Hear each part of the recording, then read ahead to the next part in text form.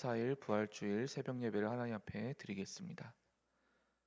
사망과 죽음의 권세를 깨뜨리시고 다시 살아나신 부활의 주님, 이 시간 주 앞에 나아가는 주의 귀한 자녀들에게 이 놀라운 부활의 기쁨이 충만하게 하여 주시옵소서. 다시 살아나신 주님을 만나 뵈옵는 놀라운 기쁨으로 우리의 마음이 충만하게 하시고 우리 안에 주님의 부활을 믿으며 또 소망하는 그 믿음을 허락하여 주시옵소서. 이 시간 처음부터 마치는 순간까지 주님께서 함께 하실 줄 믿고 감사드리며 예수님의 이름으로 기도드립니다. 아멘. 다 함께 찬송가 161장 찬양하겠습니다.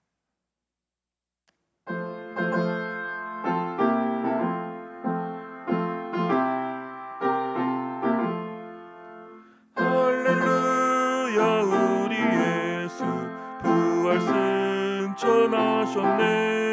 세상 사람 찬양하니 천사하다 파도다.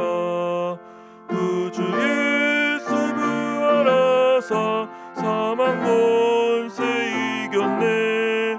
구주 예수 부활하사 사망 권세 이겼네.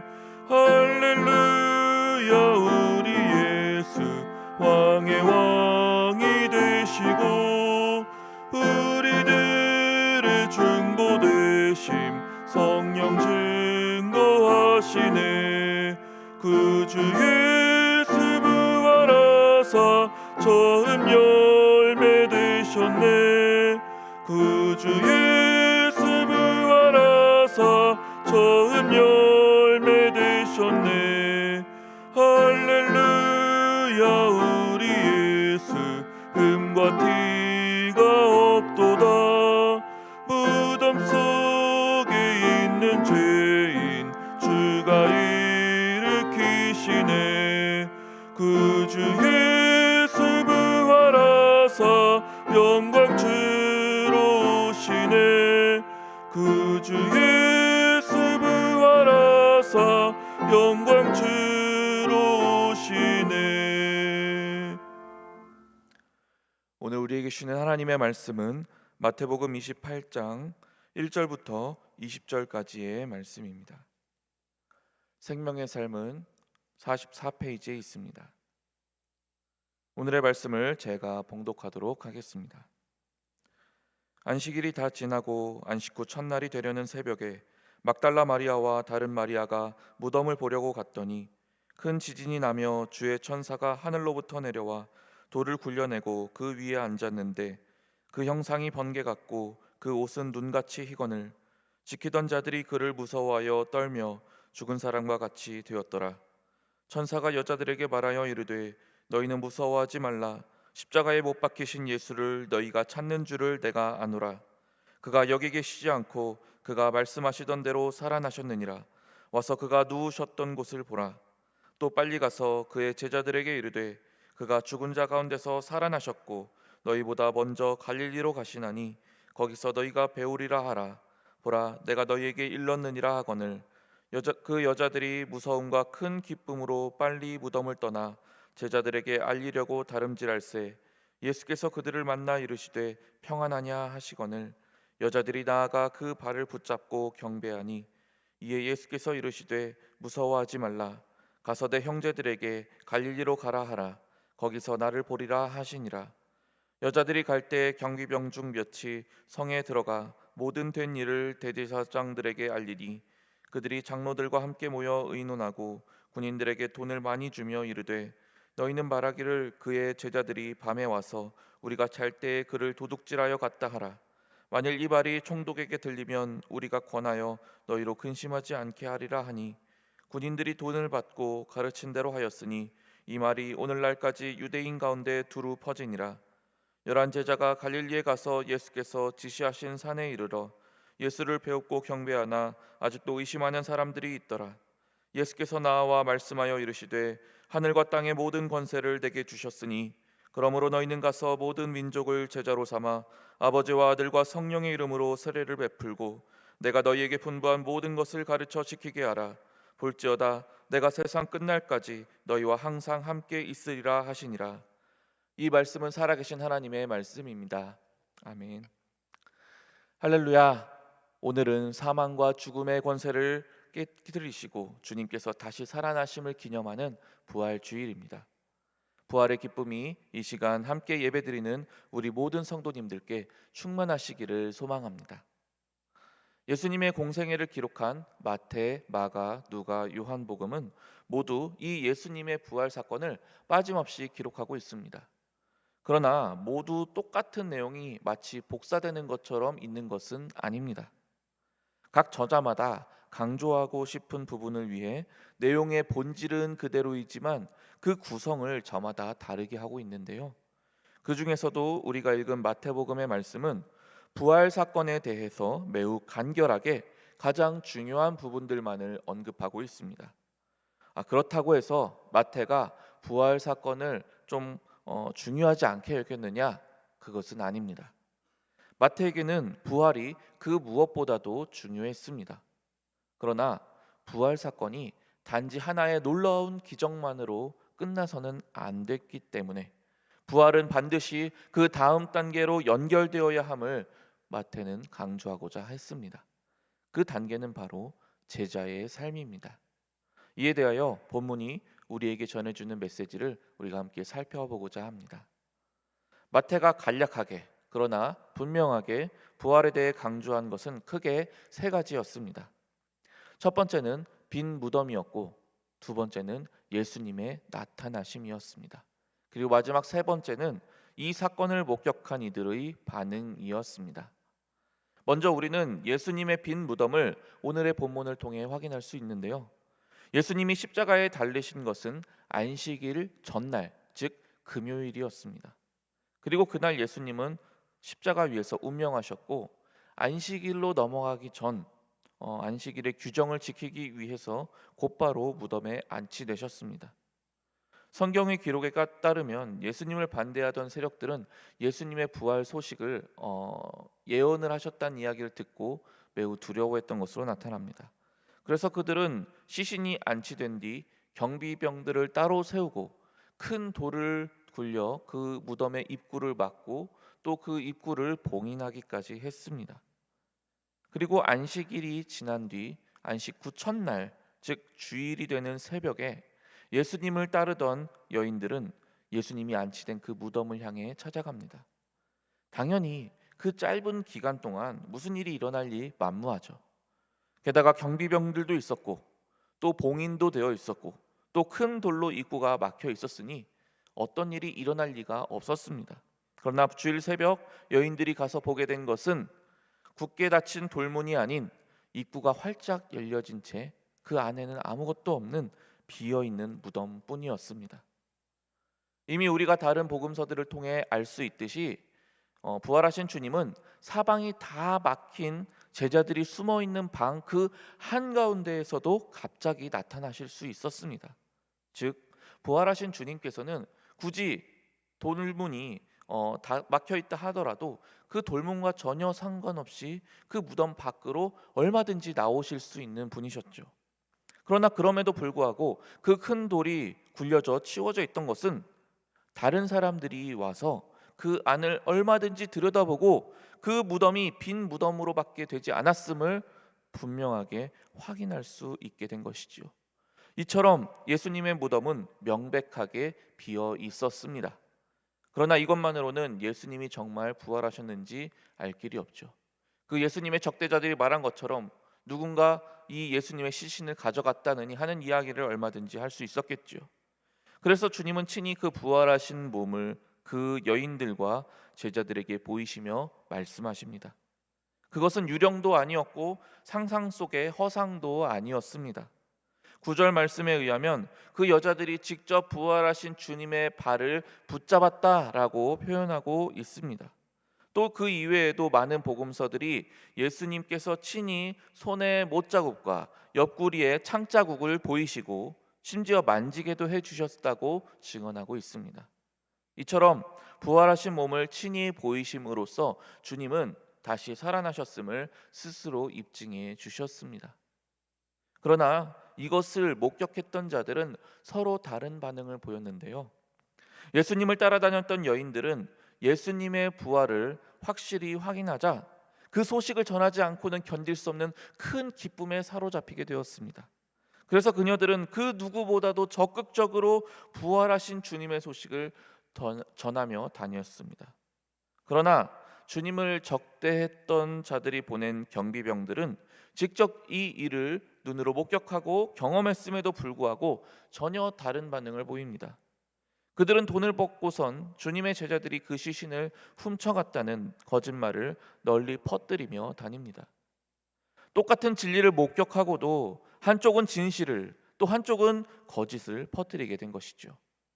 여기서 한 가지 주목할 점은 주님의 적대자들이 예수님의 무덤이 비어 있었다라는 사실을 부인하지를 않습니다. 오히려 그것을 해명하려고 합니다. 즉 그들은 이렇게 스스로 말함으로써 결과적으로 그 적대자들조차도 예수님의 무덤이 빈 것이 확실하다는 것을 입증해 준 셈이 되었습니다. 이처럼 이 세 가지의 모습을 통해 마태는 예수님의 부활이 진실이며 믿을 만한 사실이라는 점을 우리에게 간결하면서도 명확하게 알려주고 있습니다. 그러나 마태는 여기에서 멈추지 않습니다. 마태는 여인들을 통해 부활하신 주님이 갈릴리에서 제자들을 기다리신다고 그 소식을 전하게 합니다. 이윽고 11명의 제자들은 갈릴리에서 그 부활하신 주님을 만나 뵙니다. 거기에서 주님은 제자들에게 우리에게 소위 지상명령이라고 전해지는 그 말씀을 명령하십니다. 18절부터 20절 말씀입니다. 예수께서 나와 말씀하여 이르시되 하늘과 땅의 모든 권세를 내게 주셨으니 그러므로 너희는 가서 모든 민족을 제자로 삼아 아버지와 아들과 성령의 이름으로 세례를 베풀고 내가 너희에게 분부한 모든 것을 가르쳐 지키게 하라. 볼지어다 내가 세상 끝날까지 너희와 항상 함께 있으리라 하시니라. 마태는 바로 이 예수님의 말씀을 끝으로 마태복음이라는 복음서의 전체 내용을 마무리합니다. 그것은 가장 중요하다고 여겨지는 이 말씀을 더욱 부각시키고자 하기 위하여 일부러 이 마태복음의 맨 마지막 부분에 의도적으로 이 말씀을 배치한 것이죠. 여기에서 나타나는 예수님의 그 마지막 메시지는 너무나 명확합니다. 바로 가서 제자 삼으라 라는 내용이었습니다. 즉 우리는 오늘 이 본문을 통해 부활신앙은 반드시 제자의 삶으로 연결되어야 함을 알 수 있게 됩니다. 우리가 예수님의 부활을 진정 기뻐하며 그 사실을 믿는다고 한다면 우리는 반드시 예수님의 참된 제자로서 살기를 다짐해야 한다는 말입니다. 그렇다면 예수님의 제자는 어떻게 사는 사람이겠습니까? 예수님은 우리에게 먼저 가라고 말씀하십니다. 이 가라는 말씀은 우리가 수동적이거나 타성에 젖은 모습이 아닌 적극적이고 능동적인 태도를 가져야 한다는 걸 말합니다. 그렇다면 무엇에 대해서 적극적이고 능동적이어야 한다는 걸까요? 나 이외의 또 다른 이들을 예수님의 제자로 키워내는 삶에 적극적이고 능동적으로 움직이라는 말씀입니다. 누군가 신앙 좋은 사람이 예수님의 제자로서의 삶을 열심히 살아갈 거야. 아니면 누군가 신앙 좋은 누군가가 열심히 할 테니 나는 그냥 내 믿음의 수준으로는 그저 주일날 교회 안 빠지고 나오는 것 정도면 충분해. 이런 식으로 생각하는 이 마음을 버려야 한다는 겁니다. 나 이외의 또 다른 누군가를 예수님의 제자로 키워내기 위해서는 반드시 선행되어야 하는 조건이 한 가지 있습니다. 그것은 바로 나 자신이 먼저 예수님의 온전한 제자가 되어야만 한다는 사실입니다. 내가 먼저 제자로서의 삶을 살아보지도 못하고 또 그러한 삶에 부딪혀보지도 못한 채 어떻게 다른 사람을 예수님의 제자로 만들어낼 수 있겠습니까? 그러므로 우리는 적극적으로 먼저 예수님의 제자로서의 삶을 살아나가야만 합니다. 그리고 그 사실을 나에게서만 끝내는 것이 아니라 또 다른 누군가에게 적극적으로 가르치고 권해야만 합니다. 그래서 마침내는 우리 모두가 다 예수님의 참된 제자로서 주님의 부활의 증인이 되는 것, 그것이야말로 부활주의를 맞이하는 우리를 향하신 주님의 뜻입니다. 바라기는 오늘의 예배를 통해 부활의 기쁨이 우리 모두에게 충만하시기를, 그리고 그 기쁨을 나 혼자서 오늘 이날만 잠깐 누리는 것이 아니라 더 나아가서 적극적으로 예수님의 제자로서의 삶을 살기를 다짐하는 것, 또 누군가를 예수님의 제자로 삼아가는 저와 여러분이 될 수 있기를 간절히 소망합니다. 함께 기도하겠습니다. 죽음과 사망의 권세를 깨뜨리시고 다시 살아나사 부활의 첫 열매가 되신 주님, 이 시간 주님을 따르며 나온 주의 성도들에게 부활의 기쁨이 충만하게 하여 주시옵소서. 또한 부활의 기쁨을 잠시 누리는 것에 머무르지 않고 온전한 제자의 삶으로 연결해 나아가는 우리 모두가 되게 하여 주시옵소서. 주님의 능하신 손으로 고훈 원로 목사님을 붙드시사 늘 영육간에 강건하게 하시고, 허요한 담임 목사님을 성령으로 충만케 하사 오직 주님의 뜻대로 이 교회를 이끌어 가실 수 있도록 도와주시옵소서. 부활이요 생명이 되시는 우리 주 예수 그리스도의 이름으로 기도드립니다. 아멘. 하늘에 계신 우리 아버지, 아버지의 이름을 거룩하게 하시며 아버지의 나라가 오게 하시며 아버지의 뜻이 하늘에서와 같이 땅에서도 이루어지게 하소서. 오늘 우리에게 일용할 양식을 주시고 우리가 우리에게 잘못한 사람을 용서하여 준 것 같이 우리 죄를 용서하여 주시고 우리를 시험에 빠지지 않게 하시고 악에서 구하소서.